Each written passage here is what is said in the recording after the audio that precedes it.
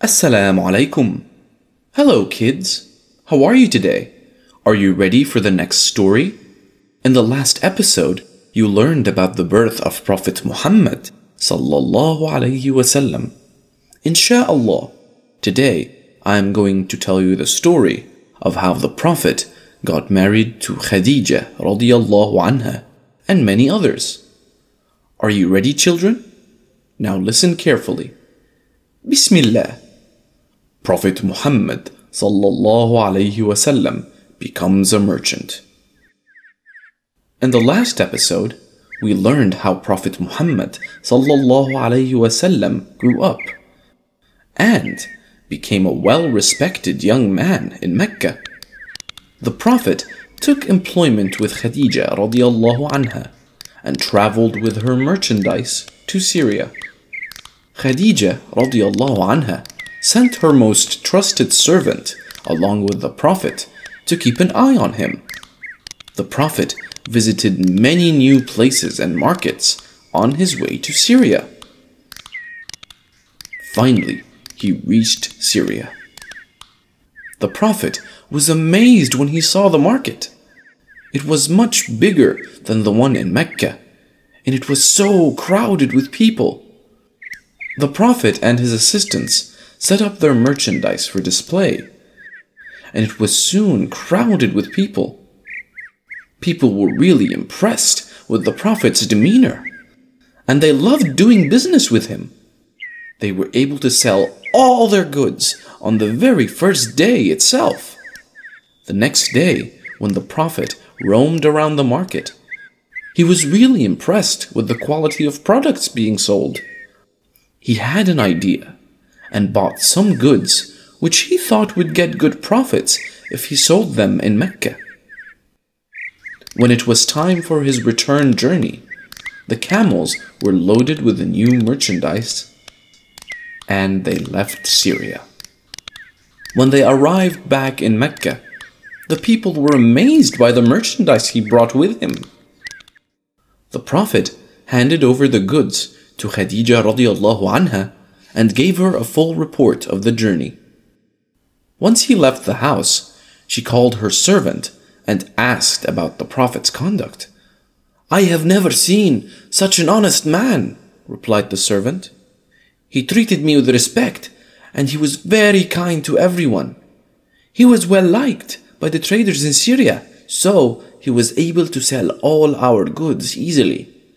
Then he bought other goods with the money earned and sold them again, thus doubling the profit." Khadija was extremely pleased with the Prophet and his skills. She then paid the Prophet wisely and sent him back. Khadija fell deeply in love with the Prophet. Even though he was 15 years younger, she resolved to marry this man. The next day, she sent his sister to this young man. "Why are you not married yet?" she asked him. "For lack of means," he answered. "What if I were to offer you a wife of nobility and beauty? Will you be interested?" she asked. "Who is it?" he replied. When she mentioned her sister, the young man chuckled in amazement. "How could I marry her? She has turned down the most noble men in the city. They were much wealthier and prominent than this poor shepherd." But the sister replied, "Don't you worry, I will take care of it." Not long after, the Prophet married Khadija radiyallahu anha. It was the beginning of one of the most loving, happiest, and sacred marriages in all human history. This marriage gave him the loving heart of a woman who consoled him and kept him alive, a flickering flame of hope when no man believed in him. The Prophet lived a wealthy life for many years after that. After they got married, they had 6 children together, 2 boys and 4 girls. But none of the male kids survived, as they both died in their infancy, and both of them were really sad at the loss of their sons. Their daughters, Zainab, Ruqayya, Kulthum, and littlest Fatima brought much joy and pleasure into their lives. Many years passed. Once there was a huge flood in Mecca, which destroyed several buildings, including the Kaaba. Everyone was worried. They all wanted to get the repairs done to the Kaaba, but they were worried that some harm might befall on them if they tried to take down the walls. They waited many days, but no one came forward to take down the walls. One day, the leader of the clan, Al-Walid ibn Ali al-Mughira, walked in front of the crowd, took a pickaxe, and struck the corner of the Kaaba. When he struck, a section of one of the walls came crashing down. Everyone was surprised, and they looked at Al-Mughira if something happened to him. They waited for a while, but Al-Mughira remained unharmed. When the leaders saw this, they were reassured and decided to rebuild the Kaaba. They decided to put each major clan to work on a rotating schedule. Stone by stone, the entire Kaaba was carted away.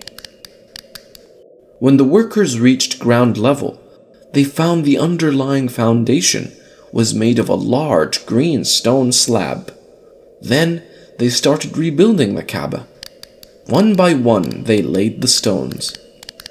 When construction was midway, it was time for them to place the famous black stone. Each clan's leader came forward with an argument that the right to place the fabled black stone belonged to them. The leaders of other tribes disputed their rights, and pretty soon it became a serious issue. No one was able to arrive at a decision. So it was decided that they consult Prophet Muhammad sallallahu alaihi wasallam to find a solution. The Prophet thought for a while. Then he asked that a large sheet be brought to him. When they got him the sheet, he spread it on the ground and placed the black stone in the middle.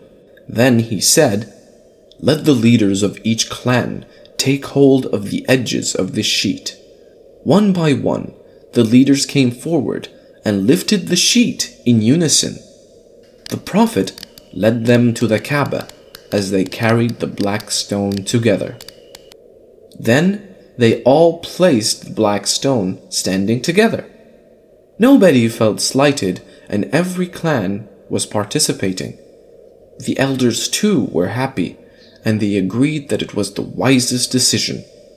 The Prophet always helped the poor and needy as well. Abu Talib fell into bad times, and the Prophet cleared all his debts using his personal wealth.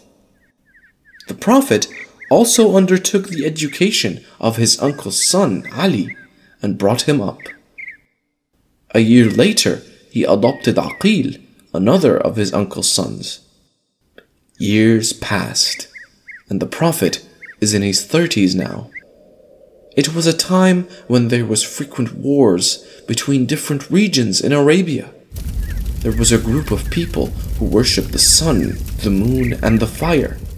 Then there was this other group who worshipped the idols. All of them fought with each other, claiming their religion to be better. Prophet Muhammad sallallahu alaihi wasallam didn't join any rebellion against idolatry, even though he didn't participate in the veneration of the idols himself. As the Prophet entered his 30s, he was very confused. He wanted to know the reason why he was alive, and constantly wondered what the purpose of his life was. He yearned for this truth day and night. As he kept pondering over the dilemma, the Prophet slowly began to withdraw from his business and affairs of the city. Did you like the story, kids?